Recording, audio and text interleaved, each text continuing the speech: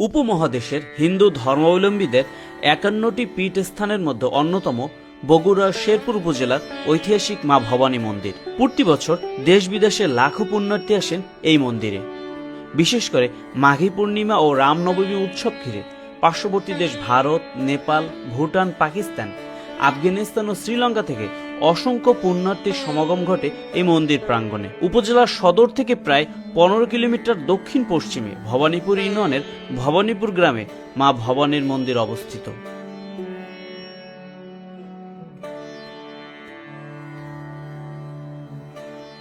মাতৃমন্দির মহাশক্তির ৫১টি পীঠস্থানের মধ্যে অন্যতম। কালিকা পুরাণ অনুসারে দক্ষ যজ্ঞে দেবী সতীর স্বামী নিন্দা সহ্য করতে না পেরে দেহত্যাগ করেন।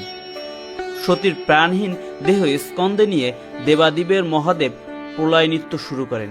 সেই মহাপ্রলয় নৃত্য থেকে বিশ্ব ব্রহ্মাণ্ড রক্ষাকল্পে স্বয়ংভূ বিষ্ণু সুদর্শন চক্র দ্বারা সতীর প্রাণহীন দেহ ৫১টি খণ্ডে বিভক্ত করেন।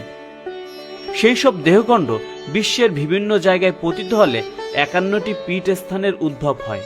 ভবানীপুরে দেবীর বাম তল্প বা বাম পাজরাস্থি মতান্তরে দক্ষিণ চক্ষু পতিত হয়েছিল। এই পীঠস্থানে দেবীর নাম অর্পণা এবং বামন ভৈরব।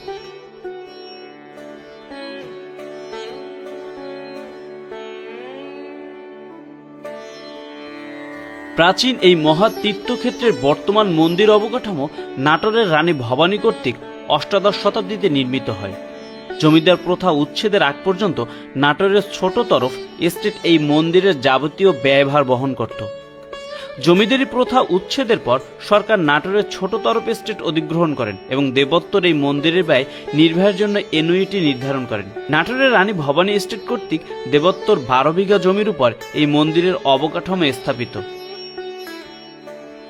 প্রাচীর বেষ্টিত মন্দির চত্বরের মধ্যে রয়েছে দক্ষিণমুখী মূল মন্দির, বামেশ ভৈরব শিব মন্দির, অপর ৩টি শিব মন্দির, ভোগ পাকশালা, এটা প্রায় ৮০ ফুট দৈর্ঘ্য এবং ৩২ ফুট প্রস্থ নাট মন্দির, ২টি অতিথিশালা, বাসুদেব মন্দির, গোপাল মন্দির, নবনারায়ণ সেবাঙ্গন, শাখারি পুকুর, ২টি স্নানঘাট, বেষ্টনী প্রাচীরের বাইরে ৩টি শিব মন্দির এবং একটি পঞ্চমুণ্ড আসন রয়েছে।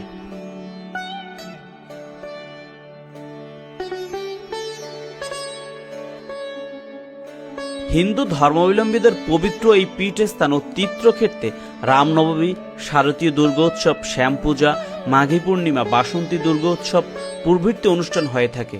এসব অনুষ্ঠানে প্রতি বছর দেশ বিদেশের হাজারে হাজারে পুণ্যার্থী এই মন্দিরে সমবেত হয়।